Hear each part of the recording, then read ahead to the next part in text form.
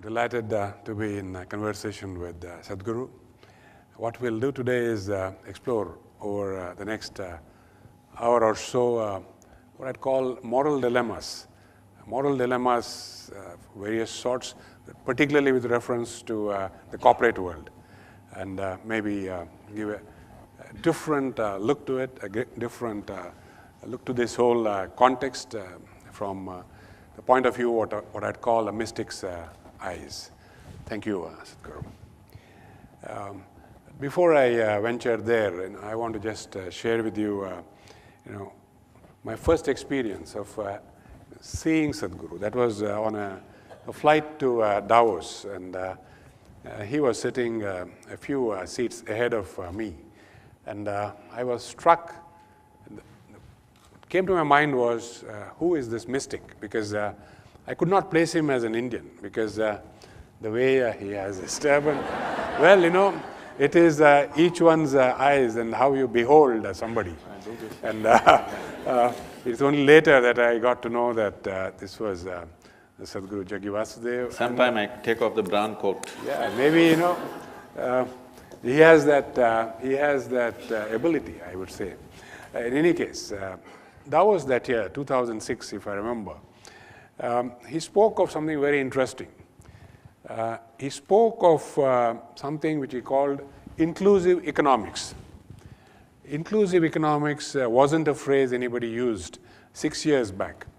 Inclusive development, inclusiveness, we're talking of in the last 3 years or so. But 6 years back when this was postulated by Sadhguru, he also went on to explain that this is what holistic development is all about, and that all the tools required for that are in place. But I want you to start with this, because it's a positive note, Sadhguru. Okay. See, because we're talking about business, the purpose of business or the purpose or the goals of big business is to expand. You can expand in two different ways. One is by conquest, another is by embrace. I can conquer you or I can embrace you. Both ways you will become mine. If I embrace you, you will become mine willingly, and I will have better use of you in every possible way. I'm talking business, this is not my personal thing. But if I conquer you, I will still have you, but I have to sit on top of your head and make you do things, and you will do everything possible to make my life miserable. Yes or no? True, absolutely. So, people are trying to conquer, and their businesses and their activity is doing everything possible to make them miserable, and you can see it on their faces. Successful people are showing miserable faces, which is a wrong message to send to the world, particularly to the youth. If you send a message that success is misery, you're destroying humanity. Success is the sweetest thing that can happen to a human being. But now, you take the most successful 10,000 people on the planet, you will see they are an epitome of tension and anxiety and misery. You are sending a completely wrong message. This you can see took such a bad turn in United States of America in the 60s. The so-called corporates brutally wanting to grow, conquer the world, set such an image of themselves. The youth thought it's better to sit in the street corner and smoke pot. And it's a better way to live, at least you're happy, you're not causing any damage to anybody. This is a horrible way to exist. So it's extremely important that successful people send a clear message, success is a beautiful thing. It is not a suffering, it is not a miserable thing to do in your life. If this has to happen, your expansion has to happen by embrace, not by conquest. So inclusion is what you're trying to do, but you're trying to include by conquest, because every business wants to expand. I think somewhere, because of the way today the financial markets and whatever is happening, lot of businesses have lost this sense that what they want is expansion. They're only looking at their quarterly balance sheets, which is not allowing them to expand, it's too short-term for expansion. Very big visionary businesses, I'm sure ICICI Bank has looked at it this way, otherwise it wouldn't be what it is today. People are looking at expansion. Those who are really looking for expansion, they're not looking at what is somebody's opinion every quarter. You don't care what somebody thinks about you. People think all kinds of things about me in the last 30 years, but in the last 4 years, just to take last 4 years as a segment, in the last 4 years we have expanded over 20 times over, we multiplied, not expand. This is because of a huge embrace, not because of conquest. When you have expanded by embrace, you don't become miserable with expansion, you become joyful and wonderful with expansion. Thank you. I want to maybe stay on Davos for one more maybe round before we move on. You have seen Davos from 2006 till after the crash of 2008. And just before we came here, we were having a short chat, and you said you addressed depression in the post-2008 period. And of course, you have seen the euphoria of the preceding years. Euphoria to depression, how do these mood swings happen, and how does one balance out one's views, as it were? I think one reason is a lot of people have not strived for their success. They are successful by chance. That's why they're euphoric and depressed. If they had crafted their success, you would know the mechanics of success. It doesn't matter what's happening today, you know where you're going anyway. Nobody can take that away from you.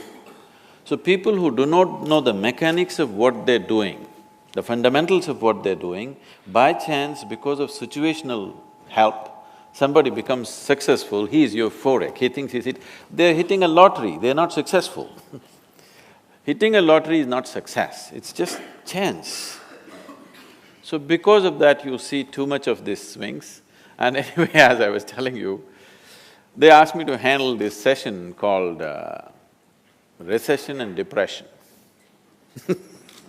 It was 2008, just then recession had moved into the European and American market. All these billionaires were carrying long faces, so I am supposed to spread it a little bit. Spread a smile, that is. So I said, recession is bad enough. Do you need depression on top of it? You always dreamed, you want to walk the beach, you want to swim, you want to go play golf. Okay, this is the time, less work, this is not the end of the world. And above all, the way we have structured our economic process in the planet is such that if we fail, we will be depressed. If we succeed, we will be damned. I said, I prefer that you're depressed. Because our economy is all about more, not about all. I think the business leaders, people who have reached a certain level of success, should shift their attention from more to all. All would naturally be inclusiveness. More is taking, all is an embrace. Indeed. Moving on to something that we see across India today, the mood of negativity. In a way, it is a continuum of this depression that we are looking at. But this collective mood of negativity, how do you look at it, and how do you actually explain? I think you meet only the people in the boardrooms. Right now, a lot of people, too many people, including the business leaders and the media, everybody is constantly talking about India will become a superpower, which makes me very apprehensive. You don't have legs and you want to climb Mount Everest. It sounds really apprehensive to me because we are going to flounder with this kind of attitude. Everybody is talking about India becoming superpower. You need to understand this in this country right now, for 1.2 billion people, you neither have the roads, nor the airports, nor the infrastructure, nor the homes, nor even enough trees or not enough rivers, not even a piece of sky for 1.2 billion people. The only thing that we have is we have a population. We done well on that. We have a huge population. If you transform this population into a very competent, focused, inspired population, yes, we could be a superpower in a different way than you understand superpower in normal sense. Superpower means people have always thought military might and something else. But we will be a superpower because just about anywhere you go, already we see that, but in a much bigger way, every company on the planet could be led by an Indian, that is superpower. We're all over the place. Somebody was telling, see, this is Bharat, Mahabharat is elsewhere else. You know, it's in a different place. So, I know there's one segment of people who are constantly morose about markets going down, markets going up and stuff. There's another level of people who are too loose in their thought that they think we are going to become a superpower. We don't have the fundamentals. I don't have to tell this to you, you know better. We don't have the fundamentals to become any kind of superpower. It's just too much of nonsense. Our problem is, we're too dramatic in our minds. We exaggerate our success, we exaggerate our failures. It doesn't matter, the crowd sees it that way, it's all right. But people in positions of responsibility and leadership should be able to see what is the reality, not imagining things about being superpower, not imagining things about going into dumps, both are not true. We are at a threshold. We are sitting with a possibility, a huge possibility in front of us. But between possibility and reality, there is a distance. Do we have the necessary commitment, strength and focus to walk the distance? That's a big question. Is every one of us working towards creating an India which will have the necessary focus and commitment to walk the distance from possibility to reality? This is still a question mark. Which way we will go, we don't know. Yeah, what I hear you saying, very rightly so, is we have this ability to exaggerate our success, exaggerate our failures, and maybe miss that big step that we have to take. We like drama. Bridge. Yes, we need to do that. Moving on to something else, which in the corporate world I find people hesitate to say, and particularly in today's fast-changing world where things are changing at dramatic pace. Three simple words: I don't know. To be honest and admit it. I've seen you talk on this, and I've been fascinated by what you have said. But in the corporate context, I think it is very much something that we are yet to embrace, the ability to say, I don't know. Your thoughts, Sadhguru? See, the reason, the only reason a human being will seek to know something is because he realizes that he does not know. If he does not realize that he does not know, there will be no longing to know, there will be no seeking to know, and definitely there will be no knowing. It's not possible. Whether it is spiritual seeking or any other kind of knowledge, you will seek only because you realize you do not know. If you think you know everything or you believe you know everything, you will be just too full of yourself, that's all. And that is a huge problem, that's a very big problem.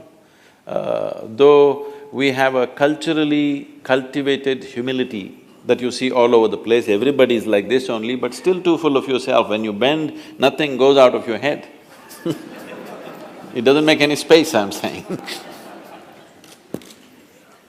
Because my head is open, that's why I'm bandaged, can you see? I think that this is something that we have to understand and acknowledge if we are to grow as a nation in a business context. One is the ability to say, I don't know. Maybe in today's context, recharge yourself every year in those areas which you don't know and then proceed. This brings me to another corporate question, a problem. Inability to have a clear mind. Perception clarity, as you have put it in your words, as applied to what we do. How exactly do we look at it, and what is it that you think will stand business in good stead? See, when you say you're a leader, why would 1,000 or 10,000 or 1,000,000 people think you're a leader? Because you are able to see something that others are not able to see.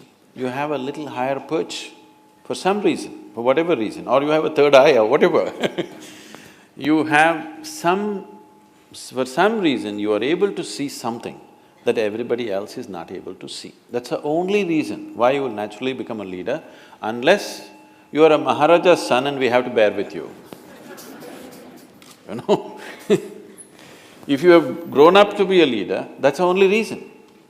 Because you're able to see something If you are able to do something that others cannot do, you would be probably an engineer, you would be something else and something else, but you're able to see something that others are not able to see. That's why you become a leader. A certain vision, a certain insight into the nature of things. What people will see tomorrow, you are able to see today. Not as a prediction, but you are able to see it and you are able to plan to get there before others get there. That's what makes you a leader. And now, if they don't have clarity of mind, today I see that wherever I go, particularly in the corporate areas, I wouldn't like to call it a corporate world because it's my endeavor to see that there's only one world, that people don't go on creating their own worlds. But in the corporate atmosphere, one thing that you see is people are tense and anxious because they think they are goal-driven. You want mangoes in your tree. If you sit there and do mango meditation, it's not going to come. If you nourish the roots, you never even looked up, never even thought of a mango, if you take care of the roots, one day mangoes will land on your head whether you want it or you don't want it. It will just happen anyway. But that whole thing is gone today, everybody has become goal-oriented and new age meditation teachers are telling you, don't bother about doing anything, just imagine and it'll happen. You don't have to do anything. Yes, it's going on, isn't it? Just think about it and it'll happen. Okay, just fanciful things, which sometimes work. The problem is, by chance, many things work, all right? If you simply throw a stone, a mango will fall. That doesn't mean you can do it once again. So if you somehow get to some place, when I say somehow, when you are not able to manage your own mind, how are you going to manage 10,000 people's minds? Because in some way leadership means you are able to draw these 1,000 people and take them in one direction. You are able to inspire these people or instigate these people, or like a Pied Piper, if you walk, they walk behind you because somehow you captured their minds and they decided that your way of thought and your way of looking is better than their own. It's not a simple thing. For people to think that your way of thinking is better than theirs, you will have to prove it in 1,000 different ways, otherwise they're not going to surrender their own way of thinking and feeling and whatever. So for you to prove that, first thing is you must be in charge of yourself. When you do not know how to take charge of your mind, your energies, your body and yourself, how will you take charge of them? And they're not safe in your hands. I would say, anybody who is scattered all over the place, in his hands, nobody is safe. Such a person should be one of the departments, he should not be a leader. If he has to be a leader, in his lap everybody should be safe, then only he can be a leader. That is possible only if you have taken charge of yourself. Lot of people have gotten there somehow. Can I tell you a joke? Please. Please. On a certain day, a bull and a pheasant were grazing. Bull was chomping the grass, pheasant was picking ticks off the bull partnership. There's a huge tree at the edge of the field. The pheasant very nostalgically looked at the tree and said, "Oh, alas, there was a time I could fly to the topmost branch of the tree. Now I do not have enough strength in my wing even to get to the first branch." The bull very nonchalantly said, "That's no issue. Just eat a little bit of my dung every day. Within a fortnight you'll get there." Pheasant said, "Come on, what kind of rubbish is that?" The bull said, "Really, try and see, the whole humanity is on it." So very hesitantly, the pheasant started pecking at the dung and lo, on the very first day it reached the first branch of the tree. Within a fortnight, it reached the topmost branch of the tree, just beginning to enjoy the scenery. An old farmer was rocking on his rocking chair, saw a fat old pheasant sitting on top of the tree, pulled out his shotgun and shot the bird off the tree. The moral of the story is, many times even bullshit can get you to the top, but it never lets you stay there. You know, the phrase was coming at the end, you know, where the joke really was cracked. I was just trying to sensitize I know. to the dung Sadhguru first. always says this, that drama is important. So, midway, I think we all thought the joke was already cracking, but we didn't hear the crack. We heard it crack at the last minute. A slightly more difficult subject for us. I'm sure not for you, honestly. Egos, because this is something that we deal with every day in the corporate world. You have egos across colleagues. You build, organization structures. I call them cages because very quickly it is like you are in your cage and you're protecting your cage and you don't want anybody to come anywhere near it, and so on and so forth. How does one deal with the egos? Or maybe a larger question, how does this whole thing arise and how do you, where does this conclude? You want a business answer or a spiritual answer? No, I want a spiritual answer. Business answer we try in our own crude way, but I think we now have to try from your eyes, how is this handled? See, a lot of people have taken on this mode.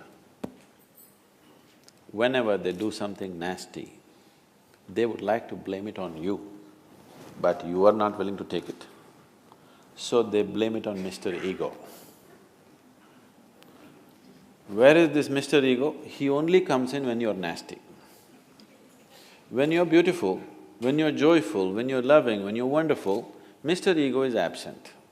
Only when you're nasty, you want to put it on somebody else because you haven't found anybody else, you have invented one Mr. Ego.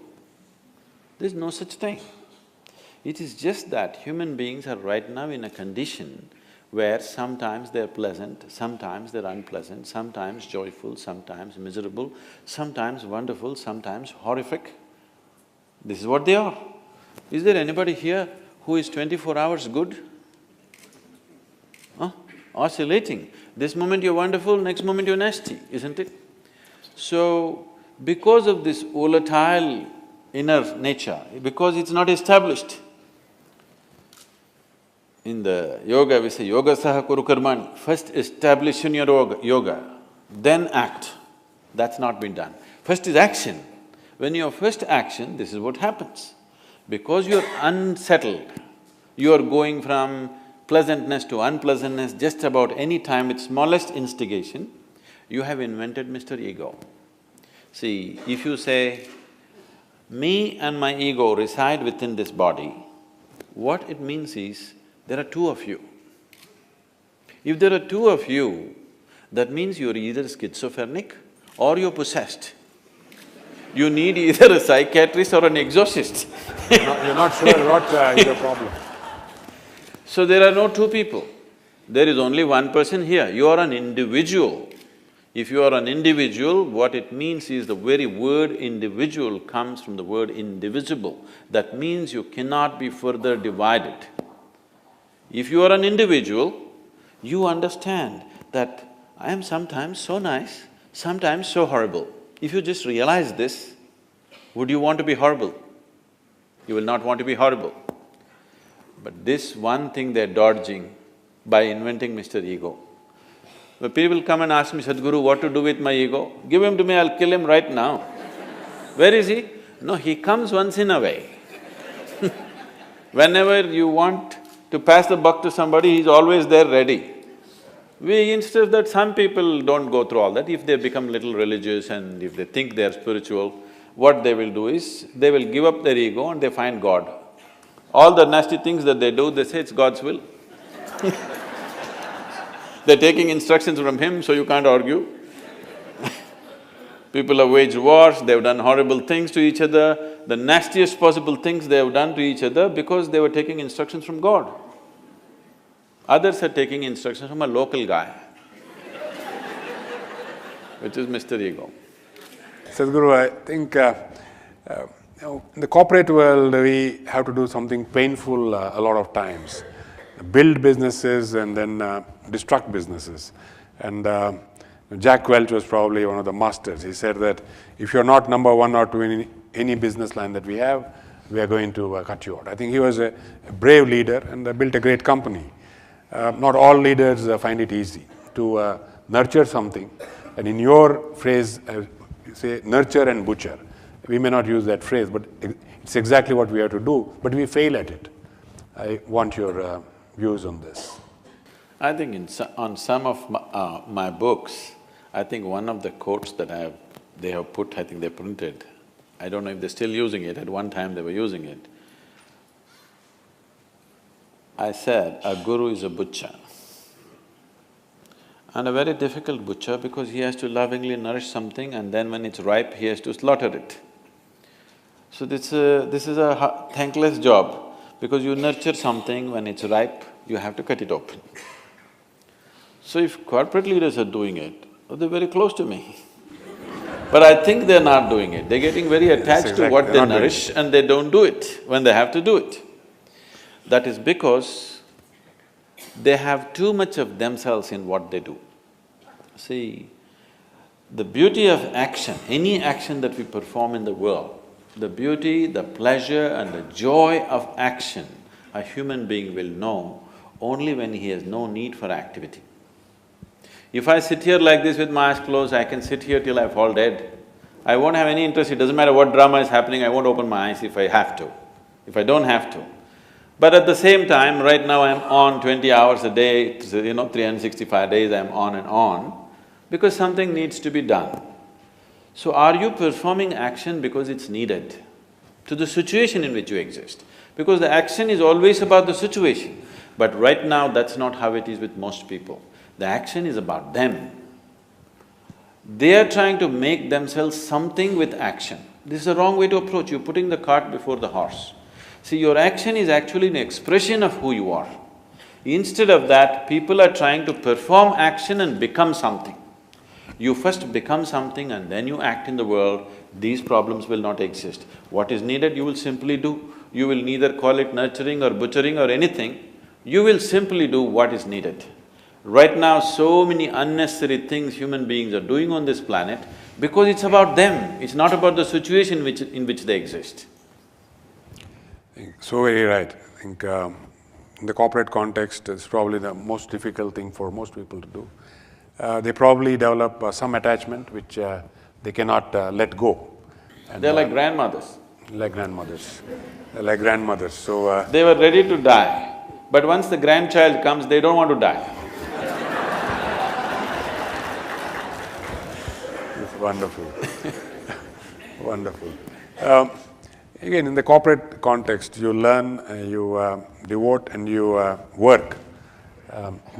My interpretation of Gyan, Bhakti, Karma. Is that right, or we need to sequence it differently in a corporate context, or is there something else that we need to understand from these three words, because they hold a lot of importance in a whole lot of things that you have actually talked about. And I'm trying to seek how this could be used in a corporate context. So this is relevant for any context, whether you're a corporate leader or a political leader or a spiritual leader or whatever, or you're just one little thing you have started, you're not a leader of anything, it doesn't matter who you are, for everybody it's relevant in the sense, you can only work with what you have. You cannot work with something that you do not have. You can work towards something that you do not have, but you cannot work with what you do not have. Am I clear?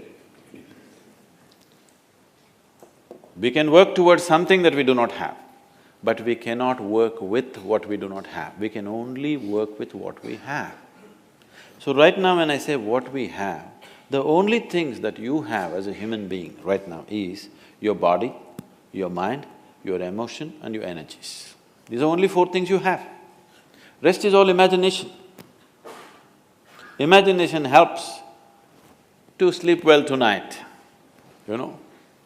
You're tensed up because of whatever is happening in the corporate world or in the share market or whatever else, then you say, this is all God's will. You can sleep well, it's a good tranquilizer.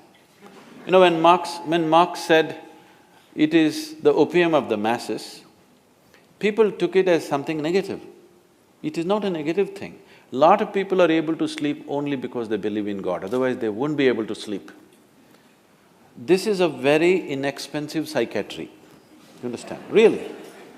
If you go to the modern psychiatrist, he can take only one client at a time and he needs furniture. This is an inexpensive psychiatry. Wherever you are, whichever part of the world, nobody is around you, you say, God is with me, you can sleep well tonight. So, without this, most minds would break. It will take an extremely clear mind to exist here without the help of an outer agency. All others need it. So I don't wish to destroy that support for anybody, but you must decide, are you looking for solace in your life or are you looking for a solution in your life? If you're looking at solutions, there is another way to approach. If you're looking for solace, just believing something always helps.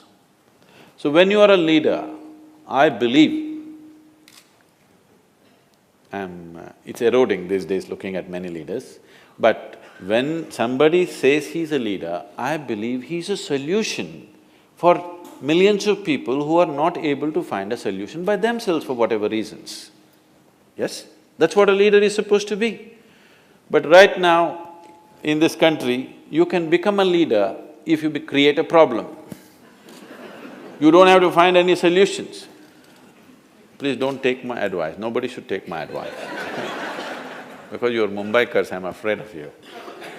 See, if you want to become a leader, by tomorrow morning you want to be a recognized leader, by midday, by the time the midday paper comes, by 12 o'clock tomorrow, you want to be a recognized leader in Mumbai, just, hire one segment, you don't need the whole hall. One segment of these people, maybe on 100 people, go, half of you block one main artery, ceiling. Why? It's easy to block. You block the ceiling and block one important rail route. By midday tomorrow, by the time midday comes out, you will be a leader in Mumbai. You build 10 ceilings, you will not be a leader in this country. You just block one or you break one instant.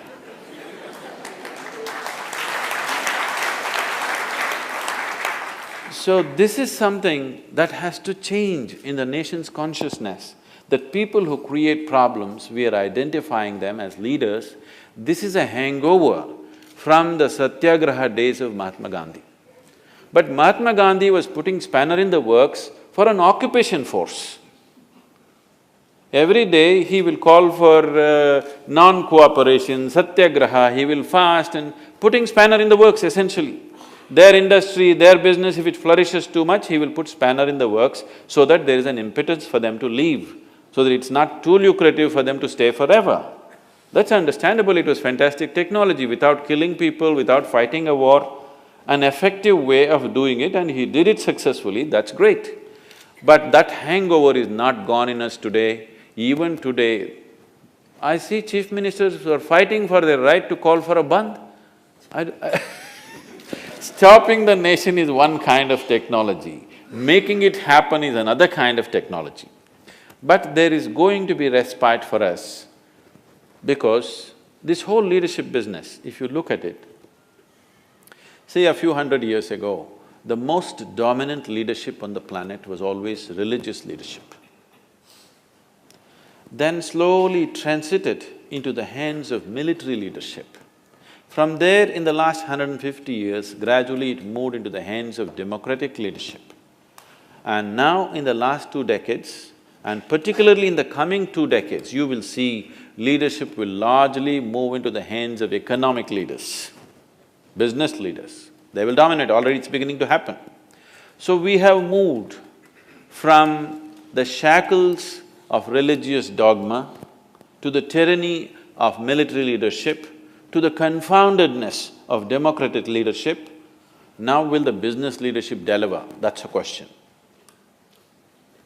Very good question, and that leads me to the next question, Sadhguru.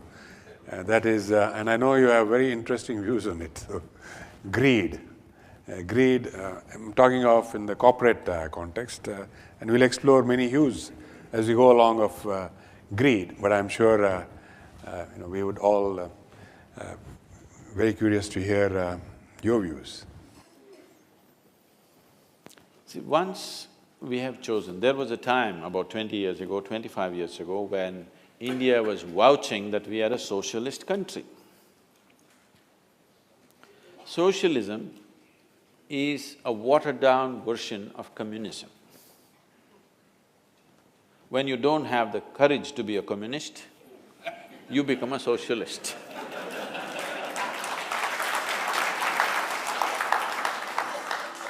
which has always been one of the serious problems with our nation, that we don't have the courage to say who we are, what do we intend.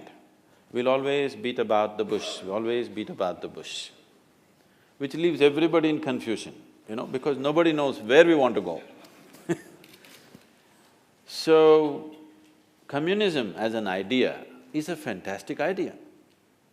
Karl Marx might have known a lot about economics, but he knows very little about human beings. He predicted that the richest nations in the world will become communist. People will share their wealth with each other, and how wonderful it's going to be the world. It's a fantastic dream. It's a beautiful dream. It's one of the best dreams the world has dreamed, that everybody will be equal, everybody will have everything, nobody has to… it's by our need, not by our greed. You may produce $1 billion, I may produce nothing, but you are willing to share with me. There's a very beautiful story, incident which happened when Mark Twain visited. He was so excited. Wow, rich are going to share their wealth with the poor and everybody is going to be equal, equal opportunity for everyone. This is fantastic. Everybody wanted to… Lots of thinkers and authors from America traveled to Russia because they were so excited. This is it, the world is going to change. So Mark Twain was walking in a country road. A country Russian gentleman was walking in front of him with 2 hens under his arms. He ran up to him, caught up, and he said, "Comrade, are you really a communist?" He said, "Yes, I am, I'm a party member." He said, "Is it true that if you have 2 bungalows, you will give away 1 to your comrade?" "Of course. If I have 2 bungalows, I will give away 1 to my comrade. I'm a party member, I'm an office bearer." "If you have 2 carriages, will you give away 1 to somebody who needs it?" "Of course, I'm a party member, I'm the president in my village. I have to and I will." "You have 2 hens, will you give away 1 of them?" "What the hell, that's all I have." So people wanted to give away what they don't have.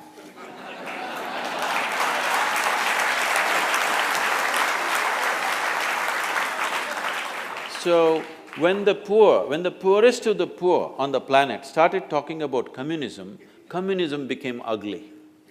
It's such a great idea. If the rich and the wealthy and the capable had taken it, world would have become an ashram. Yes, it would have been a perfect spiritual setting, really, if the rich had taken it. Now the poor took up the idea. What they could not earn, they want to take it by beating. Banditry became a philosophy. What should have been a fantastic process of sharing and giving and an embrace of humanity turned into an ugly idea. Most horrific things were done. During Joseph Stalin's time, they say over 27 million Russians died. This is 3 times the number that died in World War II. That many people, Russian people, died because the poor are trying to share something that they don't have. If the rich had shared, what a wonderful world it would have been.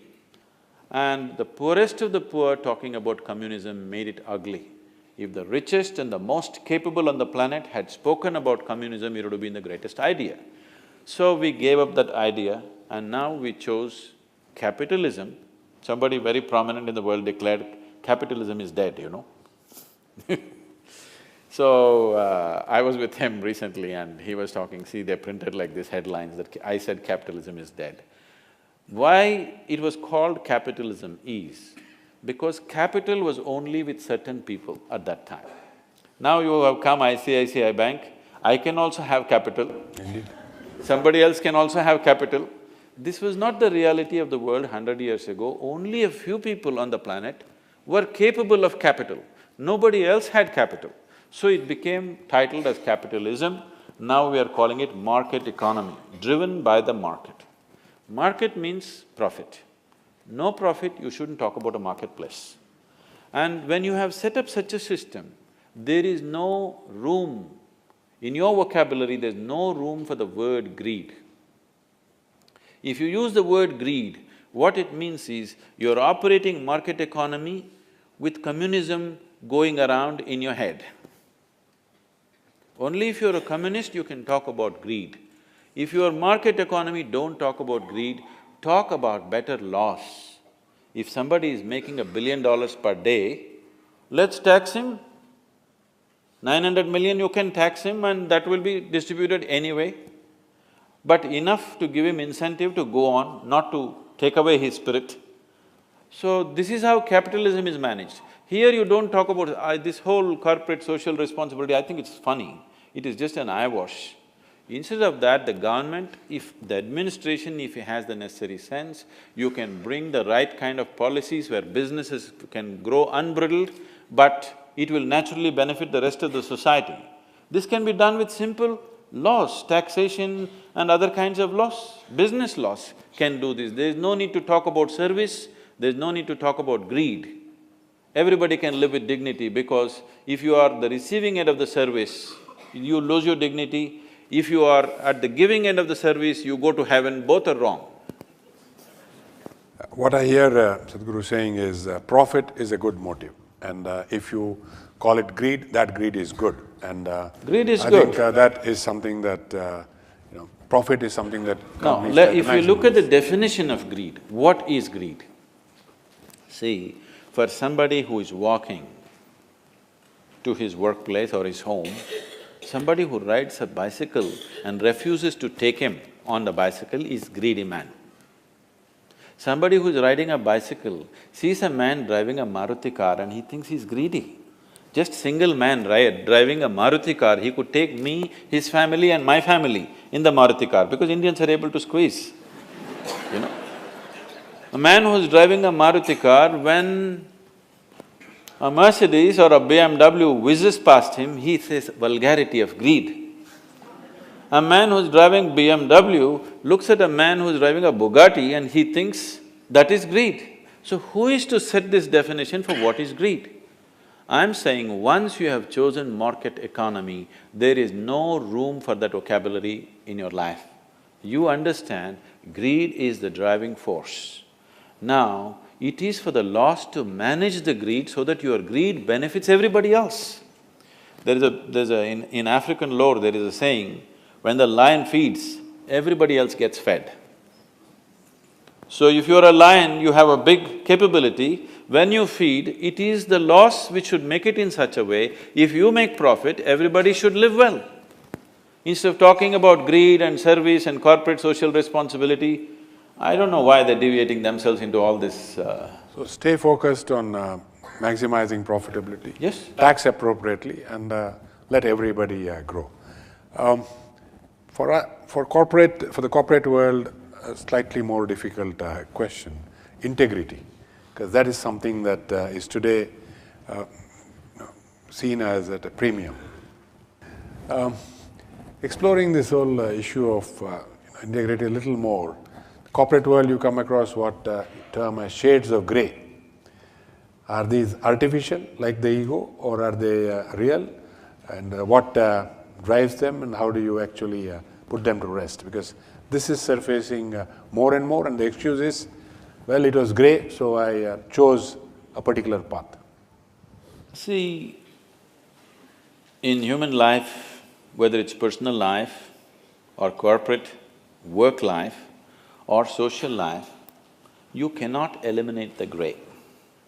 But the grey areas become very dominant in a society where the laws are not crystal clear. For the grey areas to be reduced, we must simplify the laws, we must make the laws in such a way that everybody can understand the law. Only then it can be implemented. You are in the highest level of banking, do you really believe you understand all the laws that are there in banking in India? Let me ask, I know you don't.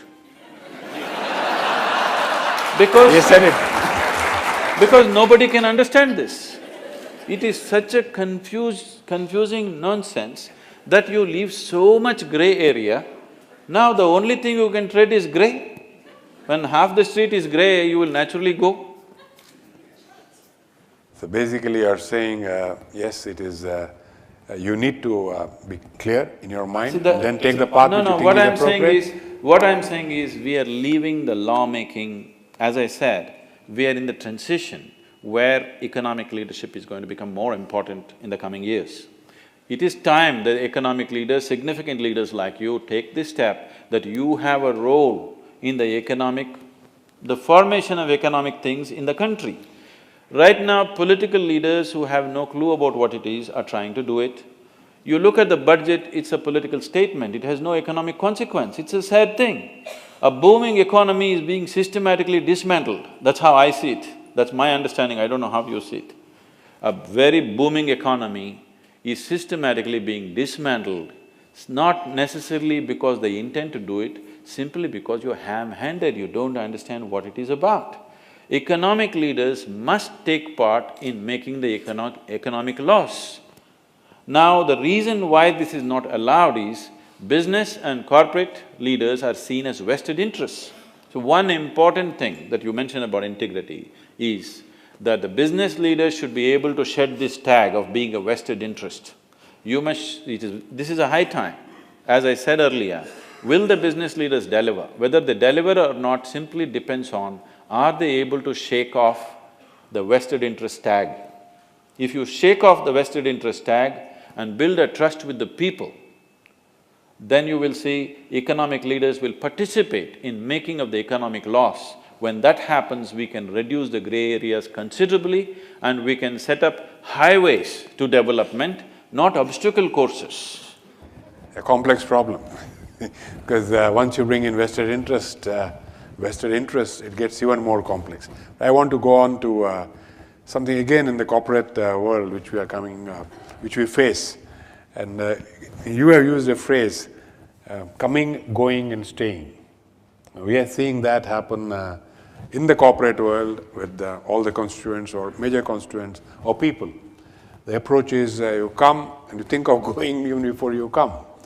And staying is a little further away from the mind. Even marriages are becoming So, your perspectives, Sadhguru.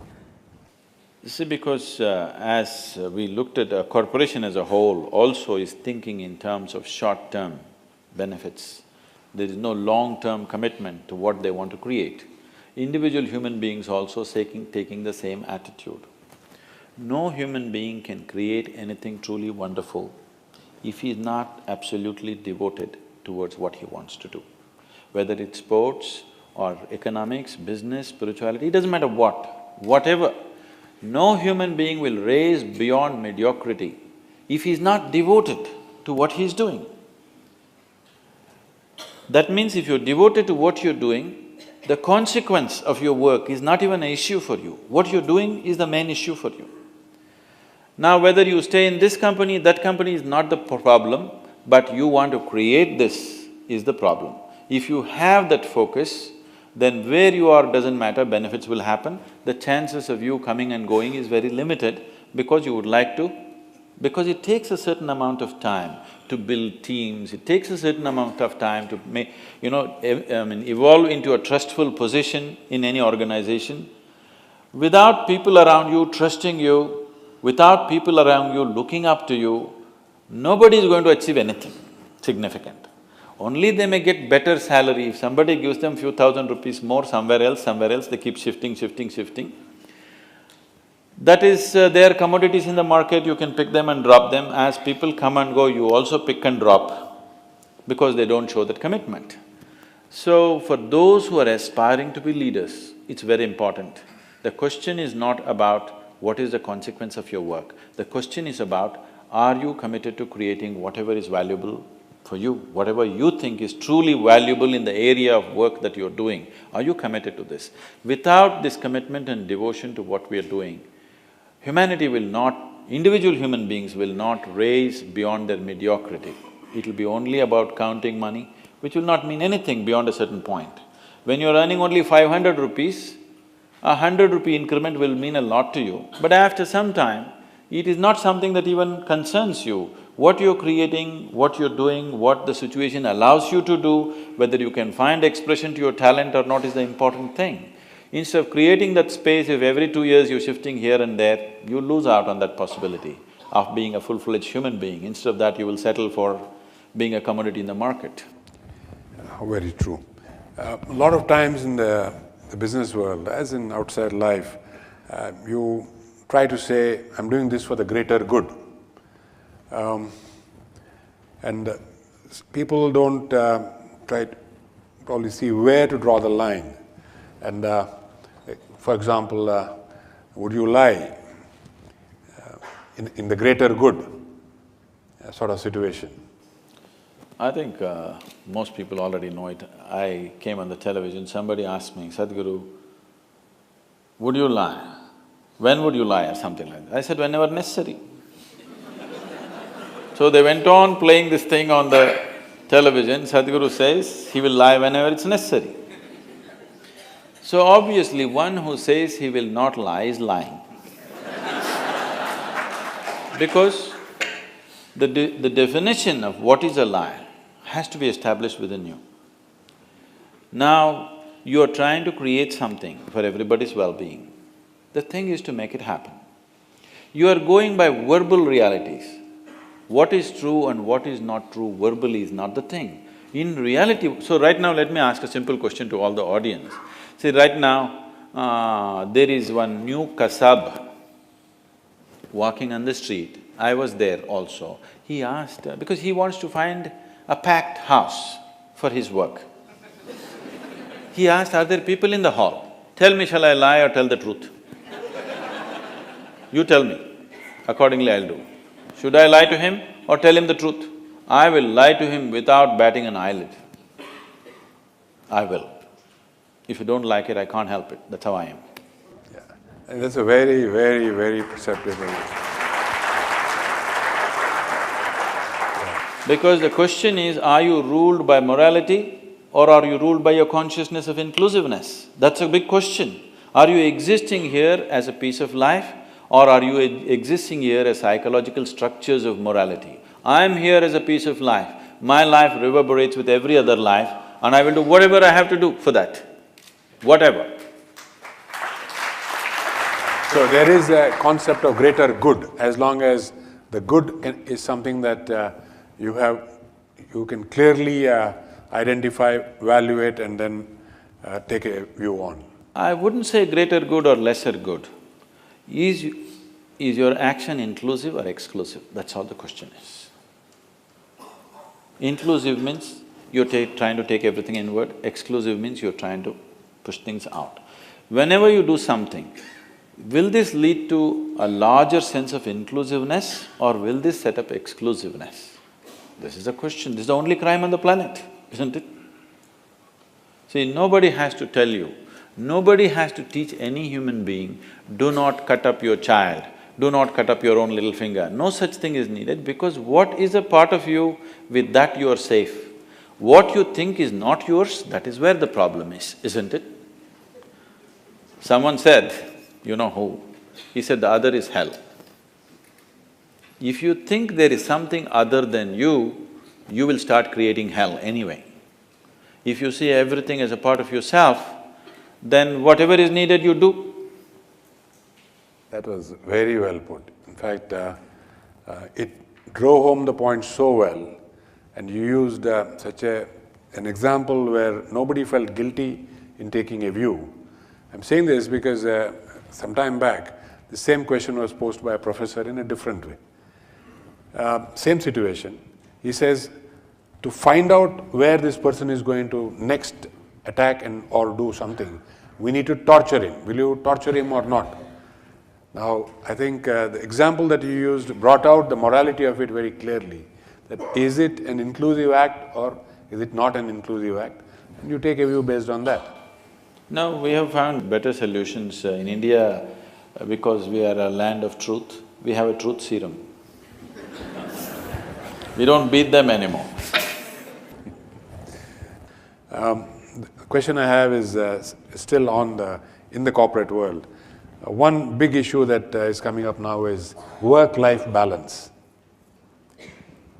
And the young Indian is today seized of this question, as indeed young people everywhere in the world? So, particularly in the American milieu, I see because I mix with this, people there. In India, it's not so tight. People still are little between both. In United States, it's so strictly done. Friday morning, they're already in their beach shorts in the office. Inside their trousers, they got beach shorts. When they come out of the parking lot, they're pulling it out. Because Friday evening, they don't want to be seen in their pinstripe they want to be seen in the beach shorts. So this distinction between work and what is considered fun or pleasure is too stark. That is mainly because you're suffering your work. If you are enjoying your work, that distinction wouldn't be so stark. If you went to your work like you're going there to have a love affair, if it was a love affair, for me my work is a love affair. If I work 22 hours a day, I don't feel that, something has been taken away from me because you're doing what you care to do. If you're doing what you really care to do in your life, if you're constantly creating what you care to do in your life, everywhere you go, no matter whether it's a workspace or on the street, wherever you're constantly striving to create what you care for, then you will see you're like on a holiday, always. It's always pleasure. Sometimes you need a break from this thing for the physical body. If you need a break from work, I think you need to look at yourself. That means you're doing something that you don't really care for. If you're doing something that you truly care for, why would you want a break? I would like to have 48 hours per day, if it's possible. But even a mystic is not given extension. They're just strict on the 24-hour schedule. I'm willing and I'm energetic enough to go 40 hours a day, but they don't give extra time, I asked this question of Sadhguru as we were driving here, how long is your day? Very diffidently. And Sadhguru said, well, it's around 18-20 hours. And of course, if needed, it extends even longer. I didn't know that it extends beyond 24 hours. No, they don't I give… can well believe that it extends beyond 24 hours for you. No, even a mystic and a yogi is not given even a minute's extension, that's a problem with the creation. Doesn't matter who you are, you don't get an extension, it gets over, it gets over. So, now this distinction between work and pleasure being so stark is not a healthy thing. That you enjoy the weekend and you suffer the week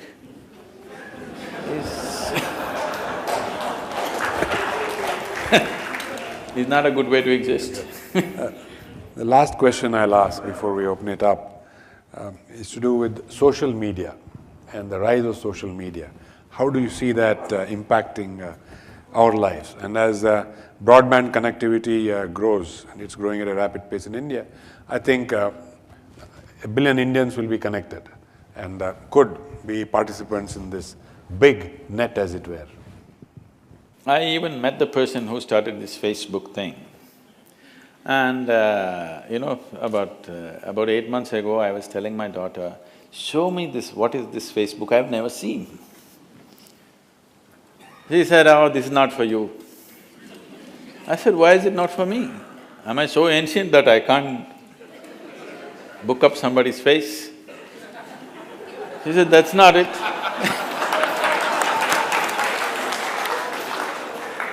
She said, that's not it, you are anyway connecting with millions of people just like that. So why do you need Facebook, she said. I said, but I want to see what it is. She said, no, it's not for you, it's just rubbish. Then I said, it's rubbish, why do you go on it? She says, I have no other way to connect. You just connecting with people like this, so you don't have to go on it. I have no other way to connect, so I go on it. And my time on the Facebook is she was telling me, it's from the age of 16, now she's 22, she said, it is reducing for me because I'm able to connect better as the days go by. And when I was 16, I couldn't connect with anybody, so I was always on the Facebook. Now I'm able to connect better, so I'm going off the Facebook gradually, but I'm keeping it like a little bit. So in some way, from her wisdom I'm understanding this, some way if you're not able to get along with people who are sitting right next to you right now, you would like to connect with somebody far away. It's safe.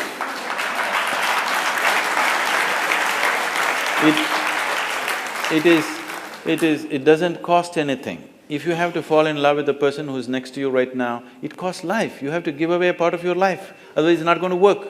You can love somebody in New Zealand. Every day he will write love letters to you, you can write love letters to him. You don't even know whether it's a man or a woman because we do not know how many faces he has. And it is a kind of an entertainment and a distraction. This is not new, I want you to understand. People have been doing this for a long time. Now this Facebook or long-distance love affair is not a new thing. People have been doing this in their own way without technology. Now they're using technology. I'm not saying it's wrong, but I'm saying it may make people very remote islands in the world, that they think sitting in their room, they're having a great relationship with the world without ever knowing what human transaction is. Because every human being has to learn human transaction, because if you do not learn human transaction, you will not become a human being, you will become a psychological being, a mass of nonsense in your head and you think that's everything.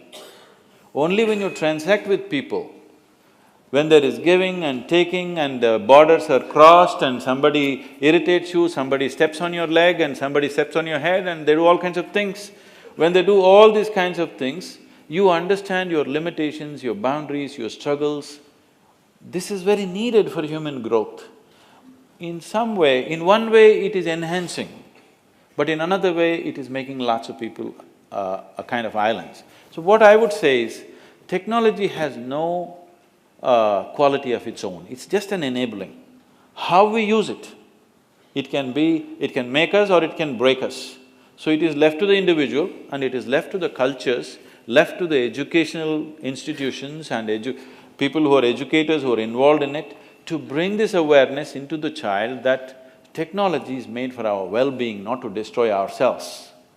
If this is taught to every child, I think they will use it in a positive way. Thank you. We can open this, a few questions to the audience. Guruji, you mentioned that taxes have to be rationalized, but how does the taxpayer ensure that it is spent properly? I said, in the making of the laws, economic leaders have to be included, especially the economic laws. Once that happens, the next step of how it is used also will come into their hands. I'm saying the law-making should not be the prerogative of people who just from nowhere they pounce and just land in the parliament just like that. I mean, the statistics that they're giving, I don't know if it's all genuine statistics or you can trump up cases against people in this country. But what they're saying, how many people have… I mean, yesterday Anna Hazare has been going about giving statistics. I don't know if all this is real. I would like to believe it's not real.